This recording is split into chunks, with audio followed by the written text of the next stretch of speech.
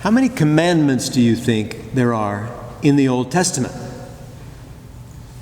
There are 613 of them according to Jewish tradition. 613 different commandments in the Old Testament. And of those, 248 are positive commandments, things we ought to do, and 365 of them are negative commandments, things we ought to avoid doing. That's a lot of commandments. It could become overwhelming sometimes. So it was a reasonable question that Pharisee made to Jesus in the gospel passage today. Which is the greatest commandment? Because if you know what's the most important, then you know how to prioritize and to focus.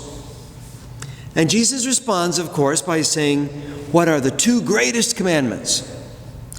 The first one comes from Deuteronomy 6:5. That is, you need to love God with your whole being. The second one comes from Leviticus 19:18. You need to love your neighbor as yourself. So Jesus linked those two commandments from two different books of the Old Testament in a way that is a unique contribution to the history of world religious thought.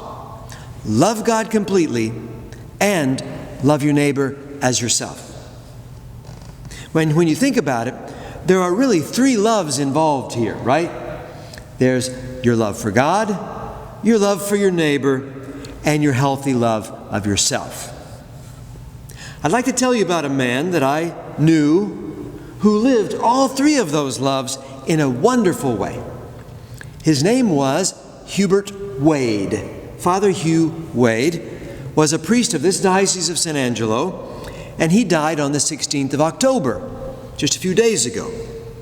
He was an army chaplain for many years, and then he served as the pastor of the churches in Brant, Robert Lee, and Ballinger, Texas, for more than 20 years. He was such a loving, joyful person.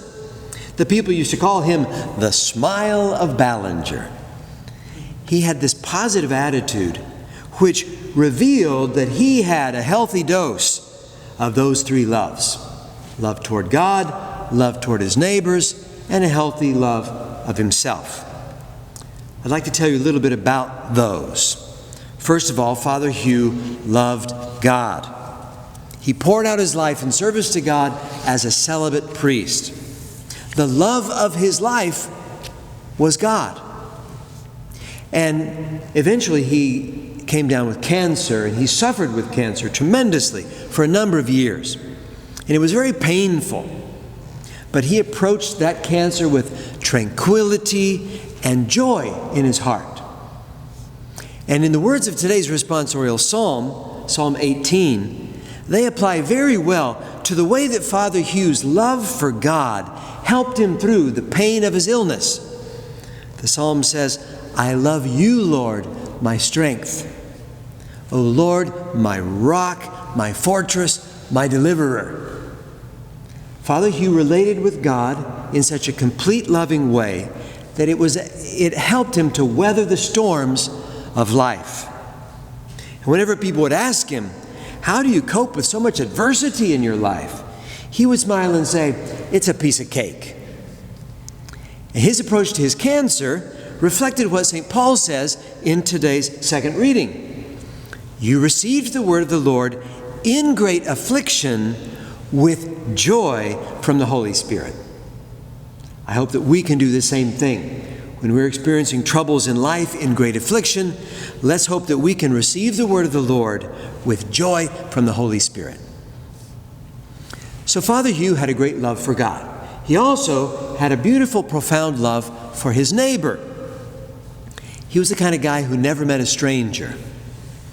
He organized help for the poor in Ballinger, and he built a cooperative ministry of all the different churches in town, helping people in need. And he was the kind of guy who was so good with people that whenever he would walk into a room, the room would just light up with joy. Finally, Father Hugh had a healthy love for himself. He was comfortable in his own skin. He knew how to enjoy life. He spent quality time with his family and his friends and his parishioners. and he took time to stop and smell the roses. So this man, Father Hugh Wade, lived those three loves that Jesus talks about in today's gospel. Love God, love your neighbor, and love yourself. That's what a Christian is supposed to do. So to appreciate Jesus' teaching about those three loves, I'd like to explore them a little bit more. I'd like to use the image of a triangle to help us to reflect a little bit on how each of those loves is related to the other two. So picture a triangle in your mind, and picture that where each of the points on the triangle represents God, your neighbors, and yourself. 3 points on that triangle. Now on that triangle of love, each of the sides, the three sides, represents a relationship between the 2 points. So one side is the love of God and neighbor, between God and your neighbor. The other one is the love between God and you. And the other line on the triangle is the love between your neighbor and you.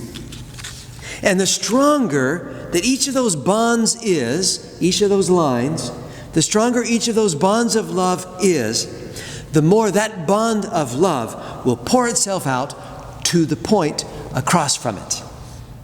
Let me tell you what I'm talking about. For example, the stronger the love is between you and God, the more that love will pour itself out in love toward your neighbor. For example, in the first letter of John, chapter 4, verse 20, it says, if anyone says, I love God, but hates his brother, he's a liar. Because if he hates his brother, then that bond of love between him and God isn't very strong. Here's another way to understand that same triangle. That a stronger love between you and your neighbor will pour itself out in love for God. Think about how a strong and healthy love between a husband and wife leads hearts to God. And think about how when the love relationship between a husband and wife is not a strong one, how it's not leading very many people to God. And it's not pouring itself out in love to God either. A good friend of mine used to say, inasmuch as a person pushes you nearer to God, that person is your friend. Finally, let's look at that other line on that triangle, and that is the love between God and your neighbor.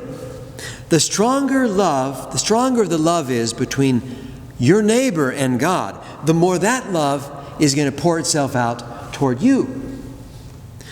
Think about, for example, when you meet a very holy person, you sometimes wonder, why is that person so kind to me? It's because the love of Christ impels that person to be loving toward you.